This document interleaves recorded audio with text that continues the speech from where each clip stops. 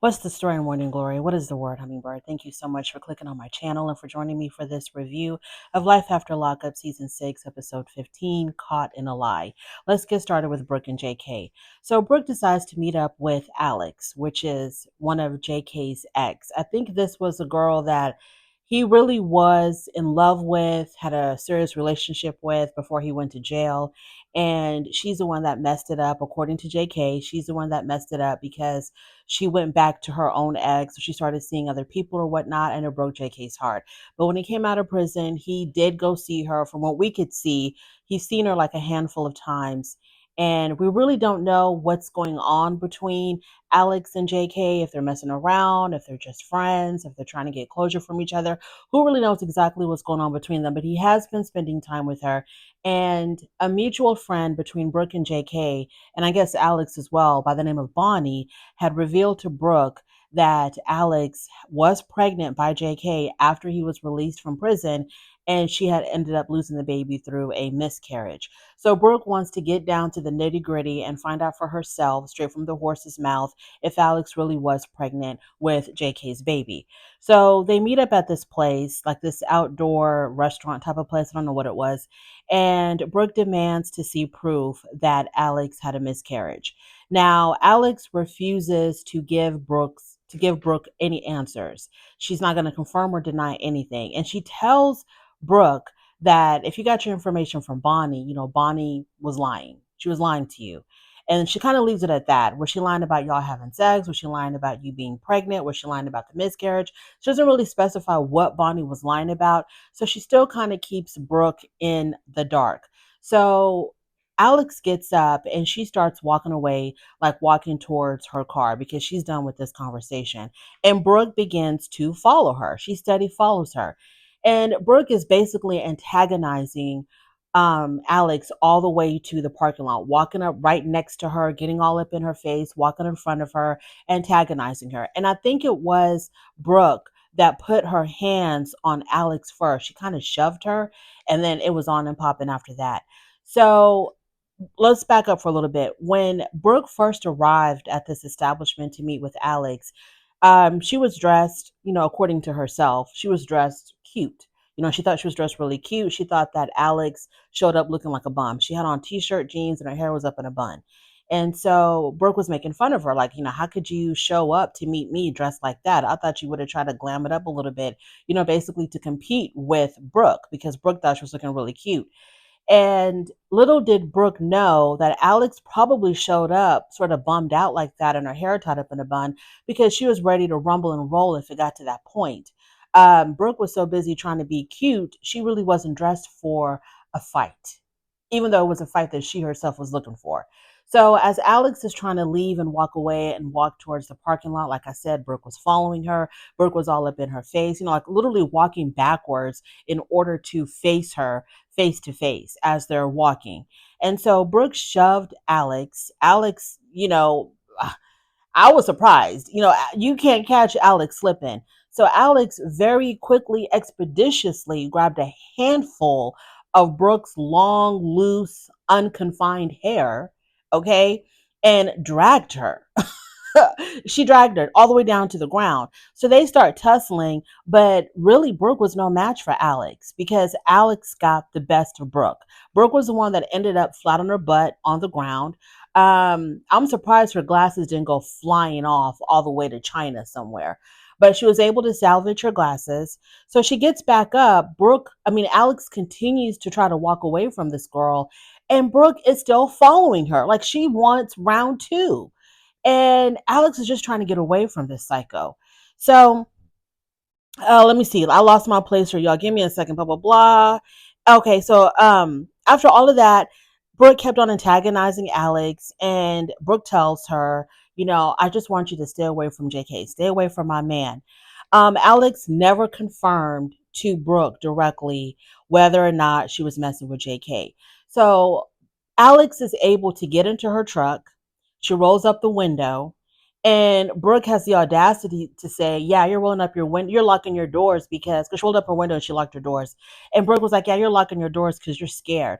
And I'm like, Brooke, you're crazy. This girl beat you up. This girl beat you up. She had you flat on your back. Okay, she grabbed a fistful of your long flowing locks and dragged you to the ground, and you were on your back trying to struggle to get back up. And this girl never lost a step. She didn't stumble, she didn't fall, she never lost a step. She stayed on her feet while you were on the ground trying to collect your senses. And you're still antagonizing her and calling her scary, saying that she's scared of you. Well, maybe she should be scared of you because you're a psychopath, Brooke. You need to, instead of being home with your children, these children that you want JK to love and take care of, but you can't even stay with them long enough to take care of them. You are out here looking for fights with people that you don't even know. Okay, so she's in her car. Alex says she's in her car, and the producers really, really, really need her to answer the question: were you ever messing with JK? Were you pregnant with JK? And I think she ends up telling the producers that yes, she was pregnant by JK. And she tells the producers, "I've got so much information to give to Brooke." But because she's acting like a psycho and she's not willing to have a conversation like an adult woman, she's going to miss out on all the information that I have on her man. So, I'm gonna just let it be. And so then I think she ends up driving away. So then after that, after Alex leaves, Brooke calls JK and she wants to know from JK. Well, basically, she starts off the conversation with, "Oh, I met with your girlfriend, or I met with your girl, and I slapped her around a little bit." Cute. That is so cute, Brooke, that you're telling JK you slapped Alex around when she had you flatlining on the ground in the parking lot. You were flat on your back, but you're gonna tell JK that you slapped her around a little bit. Okay. So then she asks JK, she says that, she was pregnant by you and she had a miscarriage. And JK, I don't know if JK was high or if JK had just woken up or what, but he sounded really groggy, really disoriented. And he was like, "What? No, hell no, hell no." And I don't know, who knows what the truth is between these two people. But Brooke tells us that she is lean. She doesn't know what's going on. She doesn't know who's lying, who's telling the truth, but she's more inclined to believe Bonnie that yes, something definitely was going on between Alex and JK, and most likely so. Most likely so, because between Alex and Brooke, I can definitely see JK wanting to spend more time with Alex and trying to get something started again with Alex because Brooke is out of her mind. Moving on to, let's talk about the sister wives, right? Let's talk about these sister wives. Demardra, Kiana, and Juella. And I keep telling these people, quit living a lie, start living your truth. Okay, start living your truth as a throuple and just live happily ever after as one big happy family. So Kiana, it starts off with Kiana. She's at her apartment and she's looking for an attorney to try to fight these charges that that Juella has filed against her for vandalism of her car because um Juella's car was vandalized. All four tires were slashed. Stuff were written on the windows, and so she had to spend $600 to get her tires fixed. And she believes that it was Kiana that did this. There's no proof, no evidence, no camera footage, no nothing of who did this. But Juella tells us, "I'm not beefing with nobody else other than Kiana, so it has to be her." So we see Kiana at her apartment. She's on the phone or she's talking to her friend, telling her friend that she's looking for a lawyer to try to fight these charges. DeMardrick comes home after seeing Juella because DeMardrick went to go see Juella and try to convince Juella to drop the charges. Letting Juella know, "Hey, if it's about the money, I will reimburse your $600. It's no big deal." And Juella was like, "No, these charges are gonna stay pressed, and I'm gonna take this as far as I can possibly take it." So DeMarja comes home and he's telling Kiana that he had offered to reimburse Juella for her tires. And Kiana was like, "Why would you do that? That's not our problem. Whatever happened to her car has got nothing to do with us because I didn't do it. You didn't do it. Why would you want to reimburse her this money? No, do not give her the money. Don't do it because we're innocent. We didn't do anything wrong." So, and also, I'm thinking that could kind of sort of be used against them. You know what I'm saying? Like, why would you offer to reimburse her if y'all didn't have nothing to do with this? Anyway, so he's telling her, "I'm just trying to make this go away. Okay, I'm just trying to make all this go away, and I'm just trying to stay out of jail. I don't know exactly what he meant by I'm trying to stay out of jail, because she wasn't pressing charges against Demardrick unless Demardrick is saying that he's going to do something crazy. I didn't understand why he said that I'm trying to stay out of jail. If anything, he's trying to help Kiana stay out of jail.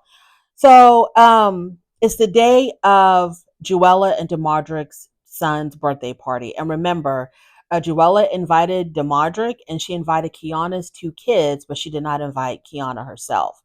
And so Kiana was like, if I can't go, my kids for sure are not going. Demardrick was trying to convince her to still let the kids go because it's got nothing to do with the kids. The kids want to spend time with each other. So still let the children go. And Kiana wasn't trying to hear that. She was like, no, my children are not going to go.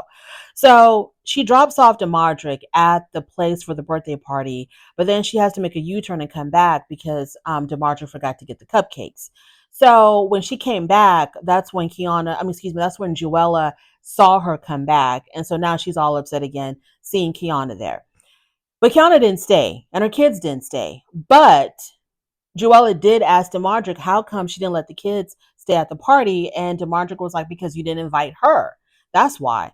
And then Juella told him, well, if she has a birthday party for her kids, you better believe that I'm not going to let my kids go to that party. And I'm just like, look,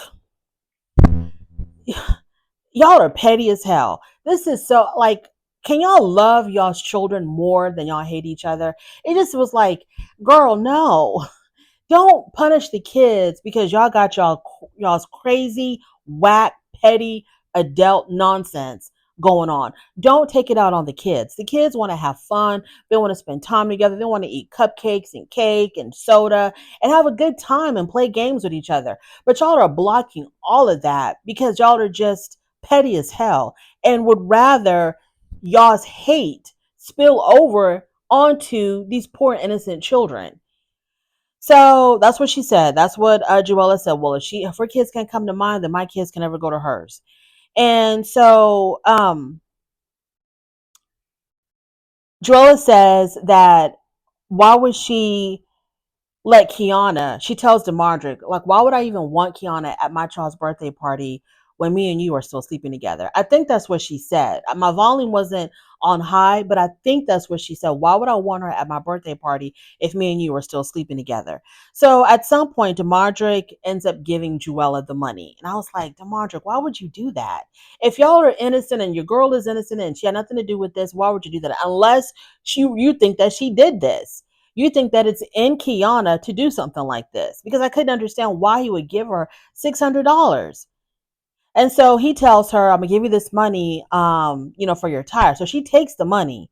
And then he's like, I need you to drop these charges. And she's like, I ain't dropping a damn thing. In fact, she wanted more money. When he gave her the envelope with the $600 in it, she was like, well, it wasn't just my tires that got ruined. I had to fix this, I had to do this, and whatever else, stemming from the vandalism. And he was like, I don't know nothing about all that. You told me 600, I'm giving you 600. And so then she says to him that she's not going to drop the charges. She says, I'm not dropping a damn thing. I'm going to continue with these charges. And she said something like, maybe if you stop coming around my house in the middle of the night trying to get some, maybe I might consider dropping the charges, or something to that effect. And then he said, like, am I still coming to your house now since I've been back with Kiana? And she was like, yes, Demardrick, yes. And he was like, man, why are you saying that? You know, I'm not coming.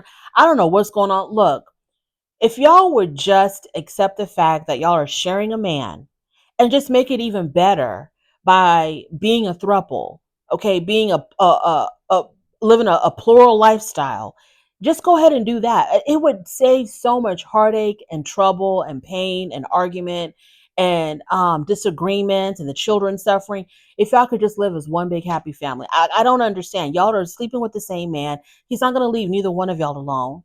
Y'all not going to leave him alone. Okay, just be a throuple and be done with it. Bianca and Daniel. Daniel is hanging out with his friends because remember, he had to go to a whole nother city to fight some charges, some shoplifting charges that stemmed from way before he ever went to prison. So he went to this other city by himself. He didn't want Bianca to come with him because he needs a break Okay, Daniel needs a break from Bianca. So he takes care of that. Nothing really happened. They give him basically like a slap on the wrist. He has to do community service and pay some fines. So he didn't have to go to jail for the shoplifting charges. On his way back, one of his friends contacts him and says, "Hey, come meet up with us. We're at this bar. Let's have a good time." So he wants to celebrate the fact that he doesn't have to go back to jail. So he meets up with his friends. Everybody's drinking. The alcohol is flowing. And he really wants a drink. And plus, on top of all of that, Bianca is blowing up his phone while he's trying to hang out with his friends. Now, I feel like he probably should have sent her a quick text or called her real quick and say, "Hey, I'm hanging out with my friends. I'll be home in a bit. Leave me alone." But he just chooses to ignore her, right? So that makes her even more aggravated, makes her want to call even more. So he's having a good time with his friends. And he really wants to have a drink. Now, I don't know if he wanted to have a drink to celebrate, if he wanted to have a drink because he's stressed out from Bianca. But either way, he wanted a drink. And his friends were like, "It's okay. You can have a drink. It's been years since you've had one." Well, little do they know, it hasn't been years since Daniel's last drink. It's actually been a couple of days or a few days because he fell off the wagon when he had a drink. He was stressed out about something and he ended up having a drink like days before. So now this is going to be the second time that he's drinking, but his friends don't know that. They think it's his first. So they're all like, "It's nothing wrong with you having a drink. Just because you have a drink today doesn't mean you're going to continue to drink tomorrow and the day after. So go ahead, have a drink. It's okay." So he orders a Long Island and then I think he has some beer. He takes a shot or something. So while he's living it up with his friends, Bianca shows up because she has his location. So she shows up and she's like, "What's up, Daniel? What are we doing here?" She catches him drinking. And Bianca's like, "I sacrificed so much for this man. I even quit drinking so that I can help him with his sobriety. But as soon as he's out of my sight, he's drinking with his friends." So she questions, like, "What are you doing? Why are you doing this? Why are you drinking?" And he goes, "Bianca, I'm a grown man. I can do whatever the hell I want." And she says, "Well, you're also an alcoholic. Are you not supposed to be drinking?" And then he says, "I'm not an alcoholic. I'm a drug addict." Okay, Daniel, now you're really losing the plot because you're an addict, period. Okay, you're an addict, period. You have a weakness for all substances. Okay, alcohol, drugs, you name it, you got a weakness for it. So stop splitting hairs. You know what you're doing is wrong. Because if it wasn't wrong, if you're not an alcoholic and it's not wrong for you to drink, you wouldn't have confessed to your mentor or whatever that woman was, the woman that's helping him, keep his sobriety through working out, whatever, whoever that woman was. You wouldn't have confessed to her that you had a drink. So you know that you have a problem with alcohol. And plus, you got arrested for a DUI. So they kind of are starting to, having their couples argument, and the friends decide, okay, this is time for us to exit stage left. So the friends leave. So she's trying to, like, she's telling him, "I've been calling you. I don't understand." He's like, "Look, I just needed a moment to myself, Bianca." And then she says to him, "Well, what if I disappeared on you? What if you were trying to contact me and I wasn't answering my phone? You wouldn't like that, would you?" And he was like, "If you needed a break, I would understand if you needed a break. So I wouldn't be pestering you and bothering you and calling you every 30 seconds. And so they get to arguing, and she's trying to say, "Well, this is a partnership and, we're together." And he was like, "But I'm not happy. Okay. I'm feeling a lot of pressure and I'm not happy." So as soon as he starts expressing what he's feeling and what he's going through in this relationship, she goes, "Let me talk." And he was like, "No, I don't want to hear anything you have to say." She gets up and she leaves. Okay. Instead of listening to him and trying to understand him, like he's about to unload on you all of his feelings and emotions about this damn relationship, what you should never have pressured him into, because Daniel, as soon as leaving prison, needed to go to rehab. He needed to deal with his addiction. He needed to stay with his family and deal with his addiction. But instead, you pressured this man, you lured him into your web, forced him to come live with you, wanted to play house with him, wanted to play husband and wife with him, when this man was nowhere near ready into having a relationship. When he's in prison, he's in a somewhat controlled environment. We all understand that a lot of contraband gets through prison, drugs, all kinds of stuff can make it through prison, but it was still a controlled environment. He can't just drive up to the bar or go to the store and get a whole bunch of liquor or get a whole bunch of drugs. So he came from a controlled environment where he was dealing with his addiction, but then you let him out into the free world with a woman who could care less about his sobriety, and it's falling apart, obviously. um so the pressures of the relationship, dealing with Bianca, and I'm not trying to put all the blame on her because he should know better. He should know that I'm not ready for a relationship, and he should have told Bianca, no, we're not going to get married. I'm not going to live with you. I need to get myself together. That's what he should have done. But whatever, he has a weakness for everything. So she gets up, she walks away, and he tells us that this is a very codependent relationship. Bianca is super, super, super codependent on him. She refuses to make new friends in Arizona. Her whole life revolves around Daniel. The sun rises and sets on Daniel. Everything in her life is just Daniel, Daniel, Daniel. Daniel is her whole entire world. And it was just too much for him. And he wanted her to branch out, to be a little bit more independent, to find friends and kind of do her own thing so that he wouldn't have this pressure of being her only source of entertainment, her only source of anything and everything. So he calls her codependent. So on their way home, he starts listing all the things about her that bothers him. She don't cook, she don't clean, she don't do a damn thing. And while he's, unleashing all of this, he happens to call her a bitch. And she was like, wait a minute, did you just call me a bitch? He was like, yes, yes, I did. Hell yeah, I called you that. And so then he's so frustrated. He says, you know what, at the next light, I'm going to jump out of this car. Luckily, she pulls over. He gets out and he leaves. And I'm thinking to myself, Daniel, leave and don't come back. Leave and don't come back. Bianca, when your lease is up on this apartment in Arizona, go back to Florida. Daniel, go back to your family and get some damn rehab. Listen to my words, please. Moving on. Let's now talk about Leticia and Keith. Not much really happened with Leticia and Keith. She takes him home to, I guess, their home now. The kids are being watched by somebody else because this is the first time that they've been alone together at home since he's been out of the halfway house. And so they wanted some time alone. Okay, understandable. So they're in the house. She's giving him a tour. His phone goes off. He gets a text message and she wants to know who's texting him. It's some girl named Stephanie. So she wants to look at his phone and she's like, who's Stephanie? Who's Stephanie? And Stephanie is like, I guess, this very attractive woman who was like, trying to see him. I think she was like inviting him to a party or something. I don't know.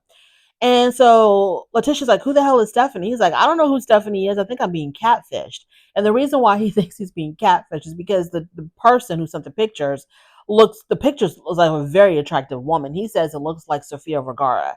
And so he's trying to, like, I don't know what's going on. I'm just answering I don't even know who this is. And she's like, I'm so sure you don't know who this is. So they kind of go back and forth. She shows her jealousy and her possessiveness. He thinks it's hot that she's so jealous and possessive of him, which leads them to the bedroom. And then they get it on and popping up there. They finally consummate their marriage over there. I don't have anything else to say about that. Will and Courtney. So Courtney has arrived at her new home. Remember, her sugar daddy, Matt, I think his name is, got her a room at this lady's house. So she arrives there. The rent's going to be $600 a month. I mean, yeah, $600 a month. So she's so happy to get her own space away from these men who are just draining her. So she's really happy, really excited to start this new chapter in her life. Will is blowing up her phone, and he tells her that, I filed for divorce and I'm gonna need you to sign these papers. And she's like, I'm not signing anything because I'm not even thinking about this damn divorce. And then she's like, why would you give me a fake ring? And I think he was like, the ring, he told her the ring isn't fake. And she's like, yes, it is. It's fake. I was trying to get a pawned and they said that it was a fake ring, a fake diamond. And he was appalled that she was going to pawn the ring. And then he tells us that he got that ring off of Amazon or something. He ordered it online. So he knows it was fake. Moving on. He shows up in Portland and he finds out where she stays, finds the house, comes knocking on her door with those divorce papers. And he's like, I need you to sign these divorce papers. She takes the papers and she tears them up. Then she okay, even though she got her own place, this little $600 a month for a person like her, I know is going to be a struggle. She's going to depend very heavily on her sugar daddies. So she's trying to convince Will that they gave up too soon on their marriage. And he says you were never ready to be a wife because you still had your sugar daddies lurking around and you were still contacting and communicating with your sugar daddy. So you were never ready to be my wife. So let's just get this over with. And she's like, we were only married 6 weeks. Well, we didn't give it enough time. Plus, with all that I've gone through in my life, I don't know how to be a wife. I don't know how to love or be in a relationship. You never gave me a chance. And it's like she's trying to convince him to stay in this marriage. And I don't know what, this is another one that she needs time to herself. She should have gone home with her mother.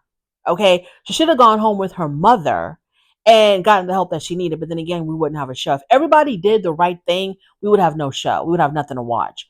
So I understand that them making the wrong decisions makes for a good show. Whatever. So she's trying to beg this man to stay in this marriage and try to give it a chance. And we don't know what Will's going to decide to do. Who the hell knows? Moving on to Zaria and Troy. Troy is still in Buffalo. Came back from his brother's cemetery. It's the next day now. He's with his sister. The sister's trying to convince him, you need to go talk to your baby mama, Yanni. If you want to see your daughter, you're going to have a conversation with Yanni and try to make things good with her. And y'all need to learn how to co-parent. He doesn't want to hear nothing about Yanni. He's like, I got too much on my plate. I'm still realizing that I'm not over my brother's death. I'm definitely not over my father's death. I was supposed to get my father's ashes, but that's going to make his death way too real for me. So I'm dealing with a lot. He goes, the only reason for me to live is for my daughter. And I think he said Zaria. So he's like going through it. He's crashing out. And the sister is still trying to convince him to see Yanni. And I'm like, why are you convincing him to see Yanni now? He's like in a really distressed, emotional state of mind. He is not in the right state of mind to have a conversation with his bitter ex. It's just, no, this is just not the time, but that's what they're telling him. Zaria calls him. He tells Zaria, I'm crashing out. My sister wants me to go see Yanni. I don't want to see Yanni. I don't want to hear nothing about Yanni. I just want to see my daughter. And so Zaria tells him, if you want to see your daughter, you're going to have to talk to Yanni. I don't know what else to tell you. You're going to have to make the same thing that the sister said. So then he tells his sister, okay, call Yanni, tell her to bring my daughter. She calls Yanni. Yanni's like, is Zaria there with him? And the sister says no. And then Yanni still says no. So why would you ask if Zaria was with them? If the answer was still going to be no regardless, why did you even ask about Zaria? Some more pettiness. Some more pettiness. Some more pettiness. I don't know what to say. I don't know what to tell these people. I don't know what the hell's going on. You know what? Yes, I do. Troy, go to court. Go to court. You need to go to court. You need to get your visitation schedule. A court-ordered, judge-signed visitation schedule. So you know when you can see your daughter. And if she tries to give you some pushback about seeing your daughter and she doesn't want to go by the schedule, you take her to court.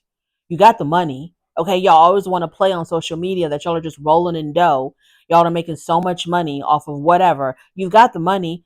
Take her to court if she doesn't let you see her daughter. But get that visitation schedule. Get something in writing for both of y'all to follow that's enforceable in court. I don't know what else to say. Thank you so much for joining me. I really do appreciate it. On your way out, please don't forget to rate the video. If you like this content, please subscribe to my channel, and I'll definitely talk to you later.